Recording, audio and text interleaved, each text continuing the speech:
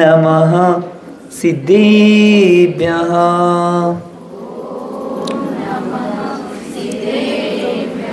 ॐ नमः सिद्धेभ्यः।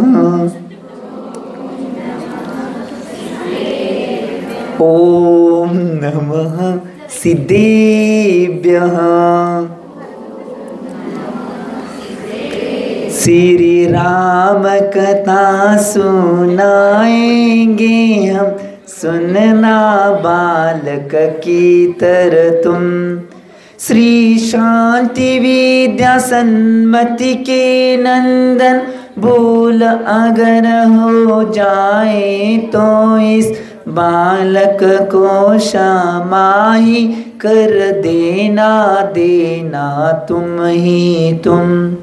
श्री राम कथा सुनाएंगे हम, प्रभु राम उर में आएंगे। जय श्री राम, जय श्री राम, जय श्री राम ही कहना है। दो भाइयों ने खुर्ची त्यागी, तभी रामायण ही घटी। जय श्री राम, जय श्री राम, जय श्री राम ही कहना है।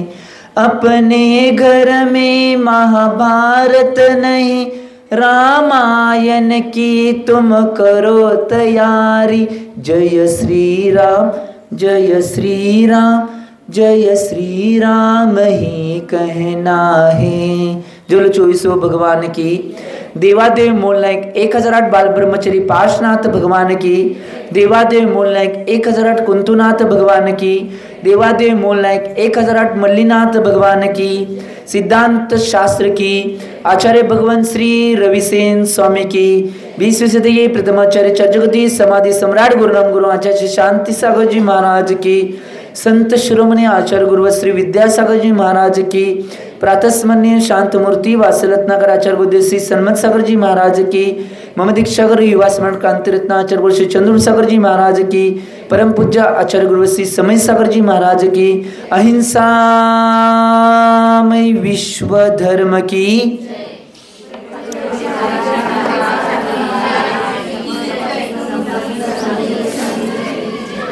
भव्य जी हो।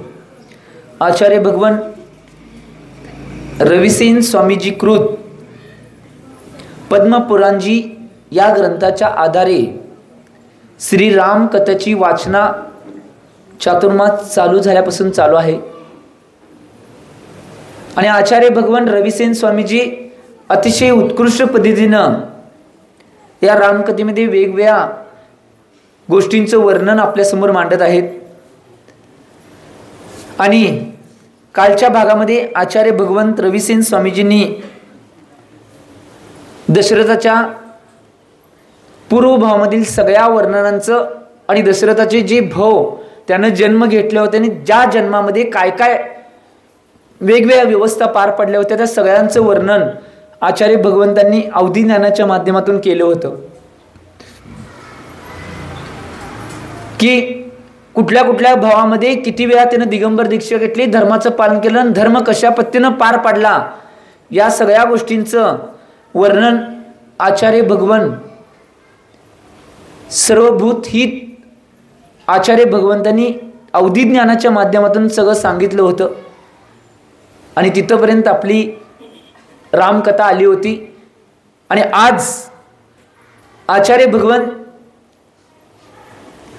दशरथ राजा ज्यावेळी संसारापासून ही सगळी कथा संसारातली ऐकल्यानंतर त्या दशरथाचे भाव परिवर्तित झाले होते आणि त्या दशरथाच्या मनामध्ये इच्छा आली होती की या संसारामध्ये काहीही अर्थ नाही, हा संसार निस्सार आहे आणि संसार असार सुद्धा आहे, कारण की या संसारामध्ये सगळं जे होत आहे ते कर्माच्या अधीन होत आहे आणि त्या कर्मालाच मला संपवून टाकायचं आहे अशी भावना मनामध्ये आणून आत्मज्ञानाला जागृत केल्यानंतर त्यांच्या मनामध्ये वैराग्याचा दीप प्रज्वलित झाला होता।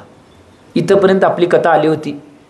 आणि आज आचार्य भगवान सांगणार आहेत की एवढ्या संसारापासून भयभीत झालेला तो दशरथ ज्यावेळी या सगळ्या संसारापासून तो भयभीत झालाय त्यावेळी त्याच्या मनामध्ये आता एकच आहे की मुक्तिरूपी जी लक्ष्मी आहे त्या लक्ष्मीला लवकरात लवकर मी आलिंगन केव्हा देईल किंवा त्या लक्ष्मीला मी कधी वरण करेन आणि त्या लक्ष्मीला मी कधी मुक्तिरूपी लक्ष्मीला प्राप्त करेन, एवढी भावना त्या दशरथाच्या अंतरंगामध्ये जागृत झाली होती. आणि ही भावना जागृत झाल्यानंतर तो दशरथ राजा ज्यावेळी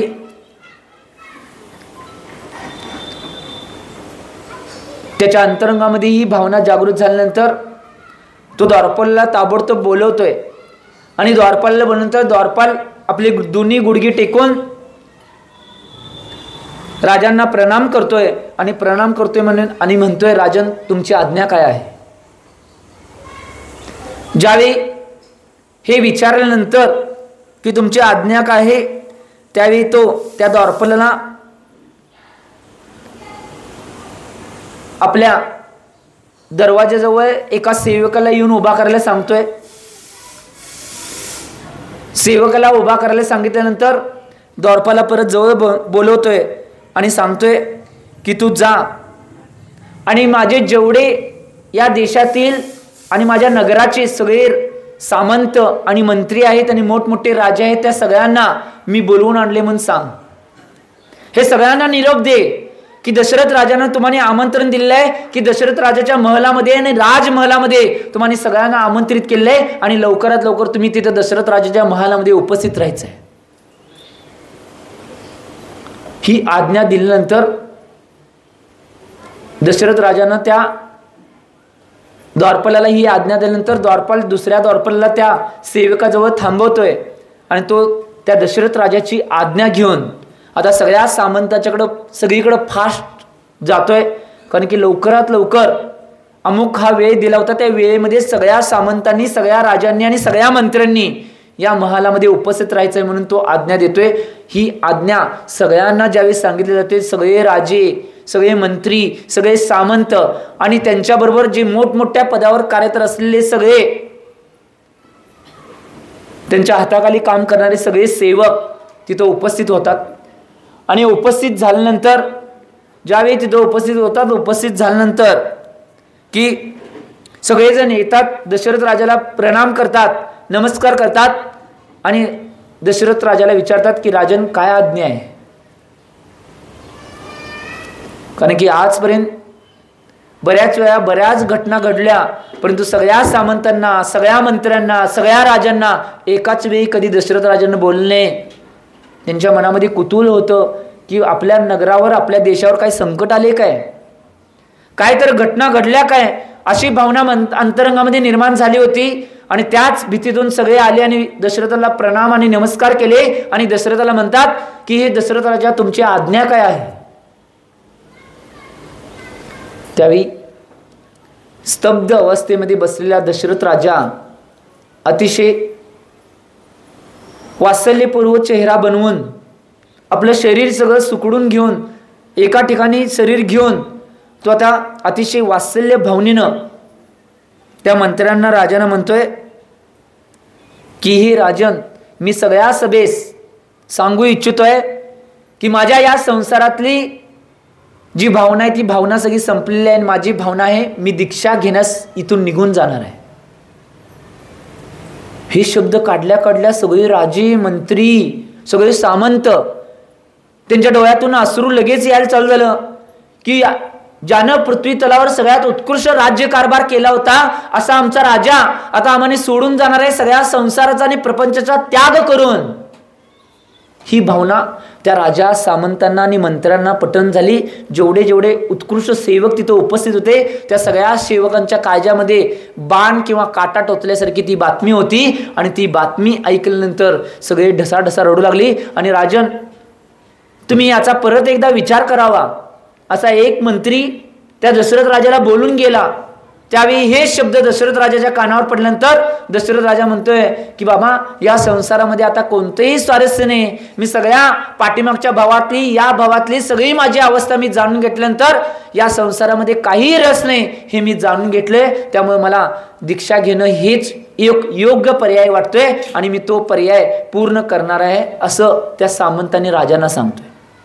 आणि तुम्ही तरीच जावे, तुम्ही सगळे मिळून जावे आणि सगळ्यांनी माझा जो सगळ्यात मोठा मुलगा आहे त्याच्या राज्याभिषेकाची तयारी करावी. कोण? श्रीराम, जो आपला कथानायक आहे. त्या श्रीरामाच्या राज्याभिषेकाची सगळी तयारी तुम्ही करून घ्यावी. आणि ते राज्याभिषेक मी केल्यानंतर मी या कार्यातून पार पडतोय आणि मी निवांतपणे दीक्षा घेण्यास या संसारातून, या प्रपंचातून निघून जातो. असं सांगितल्यानंतर ज्यावेळी ही सगळी बातमी वाऱ्यासारखं सगळीकडे पसरू लागली, सगळ्या नगरामध्ये, देशामध्ये सगळीकडे शोक निर्माण झाला की आपला जो सगळ्या आवडता राजा आणि ज्यानं उत्कृष्ट कारभार, धर्मनीती सहित राज्य कारभार ज्यांनी पार पडला, तो आपला दशरथ राजा आपल्याला सोडून निघून जाणार आहे म्हणल्यावर सगळ्यांचं मन विक्षिप्त झालं. सगळ्या महिला तर आक्रंदन करू लागल्या, ते जोर जोरात रडू लागल्या आणि आमचा राजा आम्हाला सोडून जाणार आहे असं आक्रंदन त्या सगळ्या नगरामध्ये वातावरण तसं निर्माण झालं. सगळ्या नगरामध्ये शोकाकुल वातावरण झालेलं आहे. आणि त्या शोकाकुल वातावरणामध्ये काही मंत्री, सामंत आणि राजे आणि सेवक लोक श्रीरामाच्या राज्याभिषेकाची तयारी करू लागलेले आहेत. त्याच वेळी ही बातमी दशरथाचा पुत्र भरत राजाच्या कानावर पडते. भरत राजाच्या कानावर ही बातमी पडल्यानंतर की माझे पिताश्री आहेत ते दीक्षा घेऊन निघून जाणार आहेत हे म्हणल्यानंतर तो भरत मनात विचार करतोय, या संसारात माझे पिता सोडून चाललेत, मग संसारामध्ये रस काय आहे, मी सुद्धा संसारात राहणार नाही अशी भावना त्या भरताच्या मनामध्ये निर्माण होते. मी सुद्धा हा प्रपंचाचा, संसाराचा त्याग करून दीक्षा घ्यायसाठी वनात निघून जाणार ही भावना त्याच्या अंतर्मनात होते, परंतु कुणाला बोलू शकत नाही. त्याच वेळी त्या भरताची आई कैकेयी ज्यावेळी भरताजवळ जाते आणि भरताचे सगळे चेहऱ्यावरचे हावभाव, कारण की एकमेव दशरथाच्या सगळ्या पत्न्यामध्ये सगळ्यात जी हुशार, सगळ्या विद्यामध्ये पारंगत आणि सगळ्या विद्यानं सहित असणारी एकमेव राणी होती ती म्हणजे कैकेयी. तिला कुणालाही कुठलीही गोष्ट सांगण्याची कैकेयीला आवश्यकता नव्हती. ती दुसऱ्यांचा चेहरा वाचून सुद्धा त्याच्या अंतरंगामध्ये काय चालू आहे हे सांगत होती. अशा कलांनी युक्त असणारी ती कैकेयी राणी ज्यावेळी आपल्या मुलाच्या समोर जाते त्यावेळी मुलाचा चेहरा बघितल्यानंतर तिला लगेच लक्षात येते की याच्या मनामध्ये काय चालू आहे. तिचा चेहरा पडतोय, आता चेहऱ्यावर जे हास्य होते ते निघून गेलं. तिचा चेहरा पडल्यानंतर ती एकांत ठिकाणीमध्ये जाते आणि विचार करू लागते, जर खरोखर माझा मुलगा यातनं निघून गेला, माझे पतिराज तर निघून चालले आहेत आणि माझा मुलगा सुद्धा निघून गेला, तर मला आसरा कोणाचा, हा विचार मनामध्ये करते. आणि याच्यावर मी काहीतरी करणं आवश्यक आहे असा विचार करते आणि त्याच्यावर युक्ती करायला चालू करते. आणि युक्ती करायला चालू करते त्यावेळी युक्ती करत असताना तिच्या मनामध्ये एक विचार येतोय की दशरथानं मला एक वर दिलेला आहे आणि आता वेळ आलेली आहे तो वर मागून घेण्याची. तो वर मागून घेण्याची वेळ आता आलेली आहे, कारण की दशरथ राजाने मला सांगितलं आहे तुझ्या जीवनामध्ये तुला ज्यावेळी वेळ मिळेल त्यावेळी तू कोणताही तो वर मागशील तेव्हा मी कुठलाही मागशील तो वर मी तुला देणार आहे असा शब्द दशरथ राजाने मला दिलेला आहे. त्या वराची आता आवश्यकता मला आहे, कारण की माझ्या जीवनातून माझे पतिराज आणि माझा मुलगा दोन्ही निघून गेले तर माझ्या जीवनात मला कोण आधार आहे. ही भावना मनात आल्यानंतर ती तिथनं उठते. तो विचार मनात आल्यानंतर लगेच उठते आणि दशरथच्या महलामध्ये जाते आणि महिलामध्ये गेल्यानंतर अर्ध सिंहासन मोकळं होतं, त्या अर्ध सिंहासनावर जाऊन ती बसते. दशरथ राजाला प्रणाम करते आणि त्या सिंहासनावर बसल्यानंतर दशरथ राजाला म्हणते की राजन, तुमच्या मनामध्ये वैराग्याची ज्योत पूर्णपणे प्रफुल्लित झालेली आहे, परंतु एक गोष्ट अजून तुमच्या संसारामधली, या प्रपंचामधली एक गोष्ट शिल्लक राहिली आहे. त्यावेळी दशरथ राजा म्हणतोय, असं करण्यासारखी गोष्ट माझ्या जीवनामध्ये कुठली शिल्लक राहिलेली आहे. मी तर सगळ्यांना सगळे व्यवस्थित दिलेलं आहे, माझी सगळी कर्तव्य माझ्या धर्मनिष्ठा सहित मी पार पाडलेले आहेत. असं कोणतं कार्य शिल्लक राहिलं ते मला करायचं आहे की हे प्रिय तुम्हाला सांगावंच, असं कोणतं कार्य माझं शिल्लक राहिलंय. मी तर, मला तर वाटत नाही कोणतं कार्य माझं शिल्लक राहिलं असेल. त्यावेळी ती कैकेयी म्हणते की राजन, एक कार्य शिल्लक राहिलेलं आहे. त्यावेळी दशरथ राजा म्हणतोय, प्रिय तू कथन करावं कोणतं कार्य शिल्लक राहिलं आहे. त्यावेळी ती कैकेयी म्हणते, आपली मान खाली घालते, चेहरा पडलेला आहे, फक्त अंतरंगामध्ये भाव तेवढे होते आणि त्या गोष्टीचं मान खाली घालून ती कैकेयी म्हणते की राजन, माझा एक वर तुम्ही मला द्यायचा आहे, तो शिल्लक राहिलेला आहे. दशरथ राजाच्या मनामध्ये ते खरोखर बाबा हे शिल्लक राहिले. त्यावेळी दशरथ राजा म्हणतात, खरोखर की हे प्रिये, माझ्या जीवनामध्ये खरोखर तू मला आठवण करून दिलीस म्हणून बरं आहे. माझ्या जीवनात खरोखर तुझा जे वर होता तो वर मी द्यायचं राहिलेला आहे आणि तू वर माग, तू काय मागशील ते द्यायला मी तयार आहे. परत कैकेयी म्हणते की हे राजन, मी मागेल ते तुम्ही द्यायला तयार आहे. दशरथ राजा म्हणतोय, तू काहीही माग ते तुला मी देऊन या प्रपंचाचा आणि संसाराचा त्याग करून मी वनामध्ये दीक्षा घ्यायसाठी निघून जाणार आहे. तू काहीही माग, मी तुला द्यायला तयार आहे. कारण की माझ्या संकट काळामध्ये तू मला मदत केली होतीस, त्याच्या बदल्यात एक वर मी तुला द्यायला तयार आहे. तू काहीही माग, मी तुला इथलं देऊन द्यायला तयार आहे. त्यावेळी ती कैकेयी परत आपली मान खाली घालते आणि विनयपूर्वक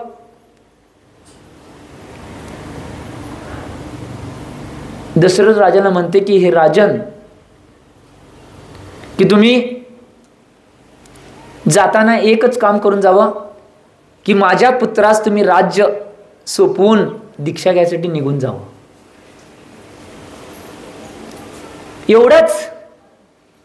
मी म्हटलं नाही, दशरथ राजा म्हणाले. दशरथ राजा म्हणतो, एवढंच तू मागितलीस, ठीक आहे, मी तुला हे दिलं.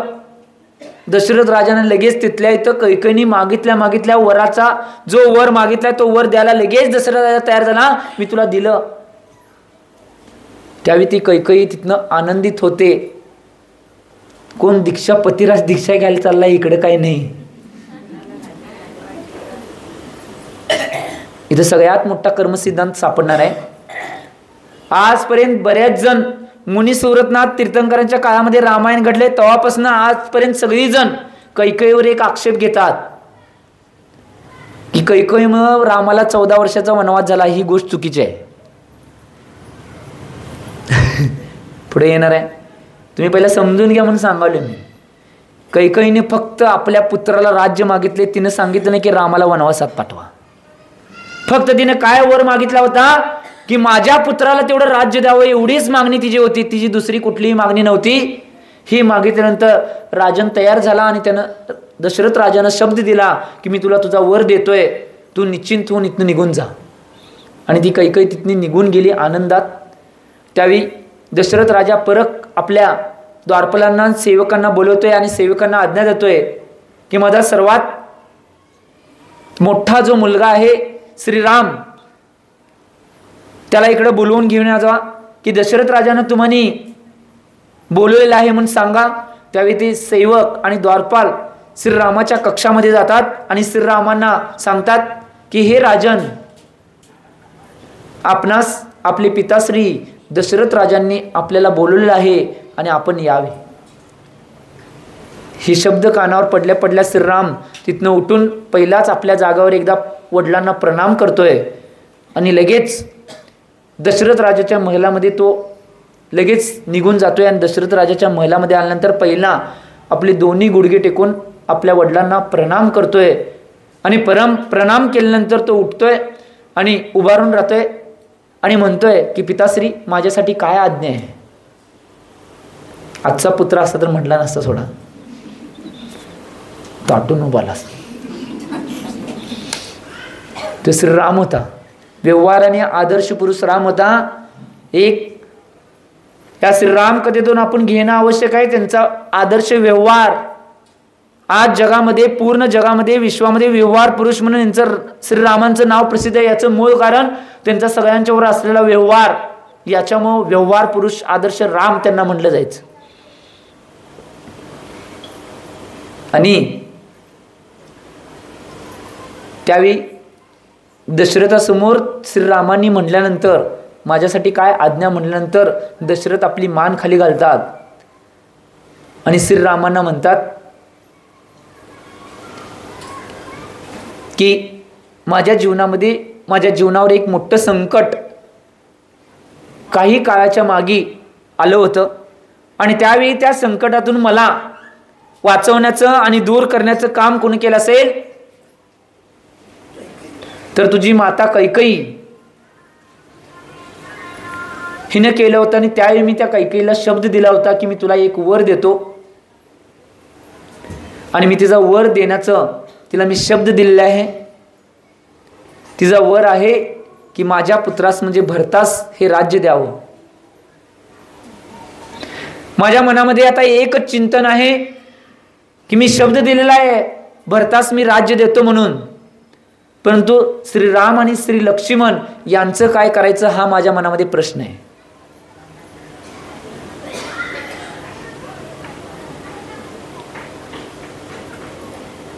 श्रीराम ते शब्द ऐकल्यानंतर ते स्तब्ध होतात आणि म्हणतात की पिताश्री तुम्ही योग्य निर्णय घेतला आहात. तुम्ही तुमचा वर पूर्ण करणे ही सगळ्यात आवश्यक गोष्ट आहे.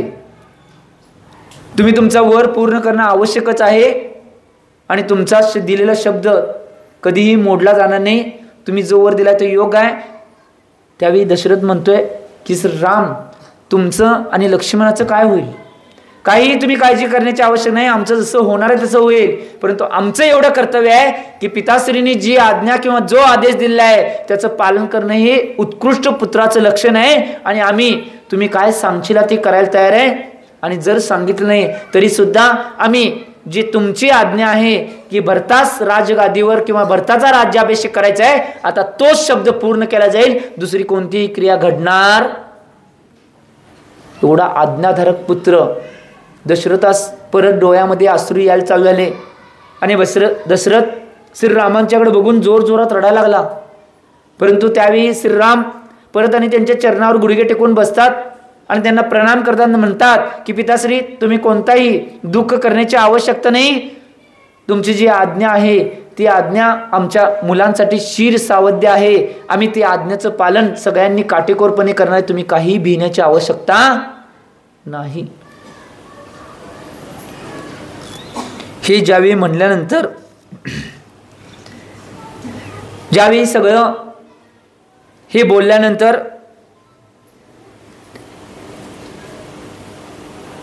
जे सगळं सांगितलं गेलं आणि सांगितल्यानंतर आता ही बातमी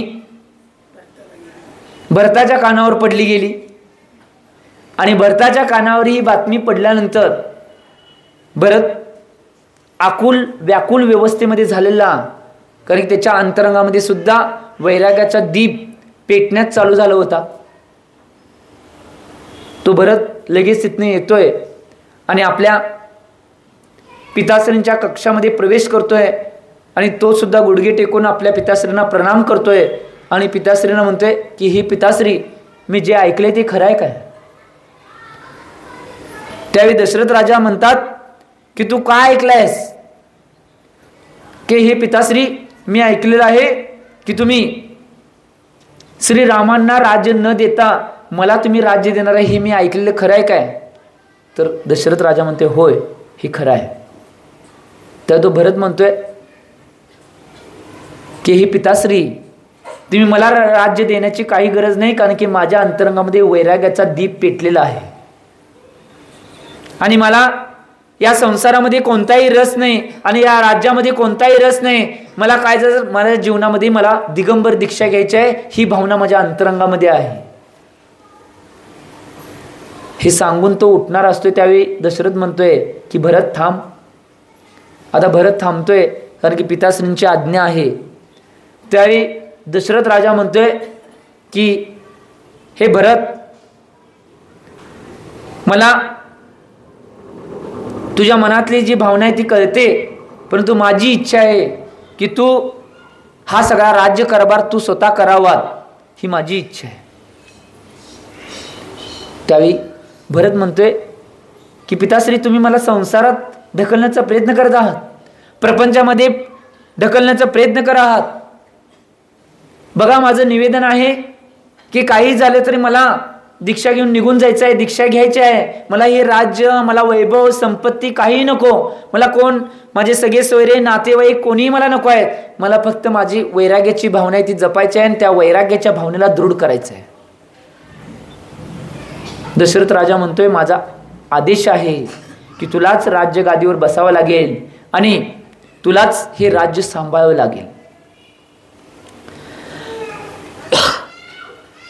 एवढे शब्द काढल्यानंतर तो भरत, आता भरतापुढं नाईलाज होता, भरत तिथनं निघून जातोय आणि आपल्या आईजवळ जातोय आणि आईला म्हणतोय की हे माते, तिथं जाऊन प्रणाम पहिला करतोय आणि म्हणतोय आईला की हे माते, तू जे ऐकलेस तुला माहिती आहे काय ऐकले आहेस? तर काय सांग की पिताश्रींनी एक निर्णय घेतलेला आहे, श्रीरामांना राज्य न देता मला राज्यावर बसवण्याचा निर्णय घेतला आहे, परंतु माझ्या मनामध्ये वैराग्याची भावना आहे आणि ही मला घ्यायचं नाही, तू पिताश्रींना समजावून सांग. कोण म्हणतंय? आपण मंगलाचरणमध्ये रोज म्हणतोय, दो भाइयों ने खुर्ची त्यागी तभी रामायण घटी. महाभारत का घडलं होतं याचं मूळ कारण दोन भाऊ खुर्चीसाठी भांडू लागले त्यावेळी महाभारत घडलं. आणि रामायण केव्हा घडलं? दोन्ही भावांनी खुर्ची त्याग केली त्यावेळी रामायण घडले. तो प्रसंग आता इथं उपस्थित आलाय. आम्ही आमच्या जीवनामध्ये चिंतन करायचं आहे. आज जर कर्मसिद्धांत कोणता घ्यायचा असेल, आज मी काही क्षणात या श्रीराम कथेला संपवतोय, त्यामुळं तुम्ही आजच्या रामकथेमधून कोणता जर कर्मसिद्धांत घ्यायचा असेल, जीवनामध्ये ज्या गोष्टी ज्या वेळेला जशा प्रमाणात जशा होतात तशाच प्राप्त होतात, त्याच्याहून दुसऱ्या कधीही 3 काळात घडणार, ज्या वेळेला जी गोष्ट घडणार आहे तीच घडणार आहे, त्याच्या विपरीत दुसरी कोणतीही घटना घडणार नाही, ही गोष्ट लक्षात घ्या. आम्ही आमच्या जीवनामध्ये एक बोध घेणं आवश्यक आहे की आम्ही आमच्या या संसाराच्या आणि प्रपंचाच्या गाड्यामध्ये ज्या ज्यावेळी आम्हाला संधी मिळेल त्यावेळी त्याग करण्याचा पुरुषार्थ करणं आवश्यक आहे. ग्रहण करण्याचा पुरुषार्थ करायचं नाही. जो जो व्यक्ती त्याग करत जाणार आहे तो वाढत जाणार आहे, जो जो व्यक्ती ग्रहण करत जाणार आहे तो खाली डुबत जाणार आहे. काय म्हणलो मी? आचार्य भगवान सन्मत्सग महाराज कायम म्हणायचे, जो जो त्यागते गए वो बढ़ते गए, जो जो ग्रहण करते गए वो डूबते गए. तुम्ही रेल्वेतनं प्रवास करताय की? आज काही जण प्रवास करणार आहेत की? तर रेल्वेत चढल्या चढल्या सगळं सामान बिमान ढकलल्यावर पहिलाच पुढं रेल्वेत गेल्या गेल्या एक बोर्ड दिसतोय. काय दिसतोय? कम सामान ज्यादा आराम असतोय काय बोर्ड? कधी बघितलंय? रेल्वेत गेलाय? काय काय म्हणजे रेल्वेत गेलोच नाही म्हणाले. जो बोर्ड असतोय. जीवनामध्ये एक गोष्ट लक्षात घ्या, जीवनामध्ये हीच गोष्ट महत्वाची आहे. आमच्या जीवनामध्ये जेवढ्या जेवढ्या प्रमाणात आम्ही त्याग करेन तेवढ्या प्रमाणात आम्हाला सगळ्या गोष्टी मिळत जाणार आहेत, आणि जेवढ्या प्रमाणात आम्ही सगळ्या गोष्टींना सगळ्या वस्तूंना ग्रहण करत जाणार आहे तेवढं निश्चितपणे आमचं जीवन अधोपतनाच्या दिशेने जाणार आहे. ही गोष्ट लक्षात घ्या. आजचा कर्मसिद्धांत हाच घ्यायचा आहे की आम्ही आमच्या जीवनामध्ये जो आमच्या जीवनामध्ये प्रसंग आला त्या प्रसंगाला तोंड देऊन आमच्या जीवनामध्ये आम्ही सगळ्या गोष्टींना स्वीकारणं आवश्यक आहे, हा बोध आमच्या जीवनामध्ये घ्यायचा आहे. मी एवढेच भाव करतो, तुम्ही सुद्धा या कर्मसिद्धांताला स्वीकार केला आणि आपल्या जीवनामध्ये रामायण घडवचेला एवढी भावना करतो आणि वाणी लावल्यानंतर तो जेवलो आचार्य भगवान श्री सन्मत्सगरजी महाराज की. सुख के सब साथी दुख में ना को, मेरे राम तेरा नाम एक साचा दूजा ना को, मेरे राम